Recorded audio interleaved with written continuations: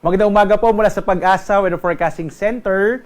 Narito na lagay ng ating panahon ngayong unang araw nga sa buwan ng Hulyo, July 1, 2024, araw ng Lunes. Sa ating latest satellite images, makikita natin yung dalawang weather system, bagamat itong intertropical convergence zone ay halos nasa labas na ng Philippine Area of Responsibility, at ang naapektuhan nito ay yung bahagi ng Southern Mindanao, particular na itong ilang bahagi ng Soc-Sargen. Magdadala ito ng maulap na kalangitan na may mga pag-ulan, pagkidlat, pagkulog, particular na sa ilang bahagi ng Soc-Sargen at sa lalawigan ng Davao Occidental. Samantala, itong easterlies o yung hangin na nagbumula sa karagatang Pasipiko ay magdadala pa rin ng maulap na kalangitan na may mga pag-ulan, particular na sa may bahagi ng Eastern Visayas. Magdadala rin ito na mas malaking tsansa ng mga thunderstorms sa bahagi ng Bicol Region, Aurora at Quezon. Sa nalalabing bahagi nating bansa, makikita nyo even dito sa may bahagi ng Luzon ay generally fair weather pa rin, medyo mainit na panahon, pero posible pa rin yung mga thunderstorms sa hapon hanggang sa gabi.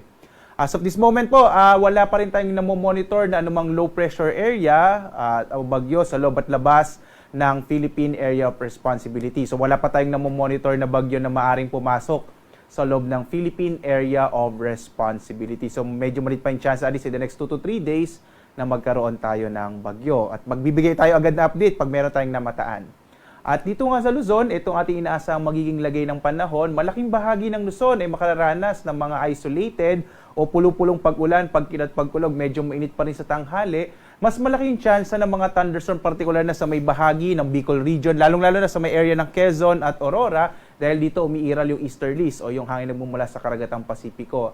At kagaya ng binanggit ko, medyo mainit at tanghali pa rin yung mararanasan natin sa lawak. Malaking tsansa naman ang maulap na kalangitan na may mga pag-ulan sa bahagi ng Eastern Visayas at sa nalabing bahagi naman ng Kabisayaan sa Western at Central Visayas. Inaasahan natin yung mga isolated rain showers and thunderstorms. Wala pa rin tayo nakataas sa gale warning, kaya sa mga kababayan natin na maglalakbay sa ating mga karagatan, ligtas sa mga pumalaot ng mga sasakyang pandagat, maliliit na mga bangka sa mga baybayin ng ating bansa. Iba yung pag-iingat kapag meron tayong mga thunderstorms na maaaring biglang magpalakas ng alon ng ating karagatan.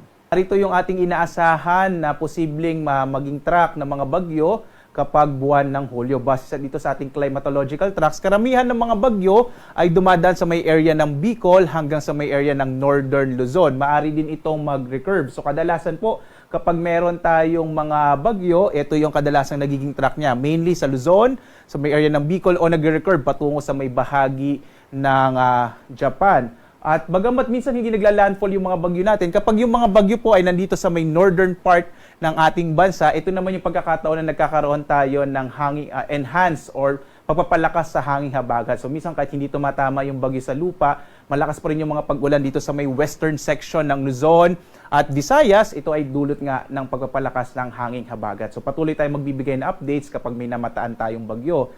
At in-expect din natin ngayong buwan ng Hulyo, 2 o 3 bagyo ang maaring mabuo papasok sa loob ng Philippine Area of Responsibility ngayong buwan nga ng Hulyo.